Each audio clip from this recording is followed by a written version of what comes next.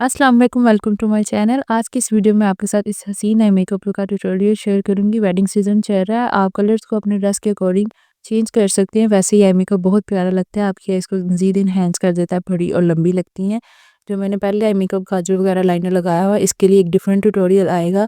अभी मैं मिस्टर उसका कंसीलर यूज़ कर रही हूँ। इससे मैंने अपनी क्रीज को कट किया, बहुत ही बारीक सी लाइन में लगाई। बहुत ज़्यादा मैंने प्रोडक्ट नहीं लगाया था ताकि क्रीजिंग वगैरह ना हो। एक फ्लैट ब्रश की हेल्प से मैं इसे अपने आईलिड पे इवनली स्प्रेड कर रही हूँ। मैंने हाफ कट क्रीज की थी। आप इस स्टेप को स्किप भी कर सकते हैं, लेकिन क्रीज को कट करने से जो हमारे शिमर या ग्लिटर, जो हम शिमरी आई शेडो लगाते हैं, वो ज़्यादा प्रोमिनेंट होते हैं, ज़्यादा खिल के उनका कलर सामने आता है। इस फ्लफी ब्रश को कंसीलर को सेट करने के लिए आप कोई लाइट कलर का आई शेडो भी यूज़ कर सकते हैं या फेस पाउडर भी यूज़ कर सकते हैं। सेट करना इसलिए ज़रूरी होता है कि ताकि जब हम अपना आई शेडो लगाएं तो वो क्रीज वगैरह ना हो। ये सारे आई शेडोज को ऊपर की तरफ ब्लेंड किया, इससे इलोंगेटेड आईज और लिफ्टेड आईज की लुक आती है। मरियम परवेज कॉस्मेटिक की स्काईफुल पैलेट में यूज़ कर रही हूँ। समर शेड को मैं अप्लाई कर रही हूँ अपने हाफ आईलिड पे। जो मेरा इनर कॉर्नर की तरफ यही है, वहाँ मैं नहीं इसे अप्लाई कर रही। ब्रश जो है ये मैंने दराज से ऑर्डर किए थे, काफ़ी अच्छे सॉफ्ट ब्रशेज़ हैं। इनर कॉर्नर में मैं light shimmery eye shadow apply कर रही हूँ, इससे आपकी ज़्यादा ब्राइट लगती हैं, ज़्यादा बड़ी लगती हैं।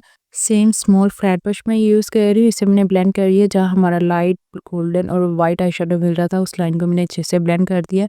देन मैं स्मॉल फ्लफी ब्रश यूज़ कर रही हूँ, इससे मैं कॉफ़ी शेड को अपने आउटर कॉर्नर में अप्लाई कर रही हूँ। आउटर कॉर्नर में थोड़ी डेप्थ क्रिएट करने के लिए आप ब्लैक भी यूज़ कर सकते हैं, लेकिन मैं लाइट से डार्क की तरफ जाना ज़्यादा प्रेफर करती हूँ। इस तरह मुझे आई शेडो को हैंडल करना ज़्यादा ईजी लगता है। मैं इसे अपने पूरी क्रीज में अप्लाई कर रही हूँ, लेकिन ज़्यादा अंदर की तरफ नहीं लेके जा रही। जहाँ हमने क्रीज को कट किया था, सिर्फ उसी एरिया में अप्लाई कर रही हूँ।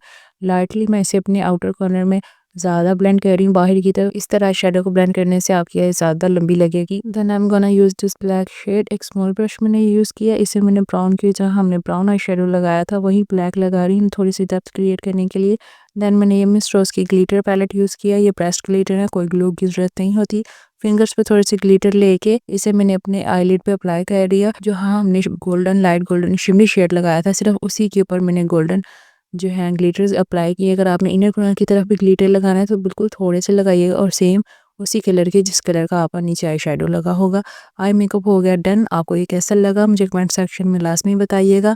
आप वेडिंग मेकअप इंस्पिरेशन के लिए इन दो वीडियोस को भी चेक कर सकते हैं। अब मैं आपसे मिलूंगी फिर किसी वीडियो में। अल्लाह हाफिज़।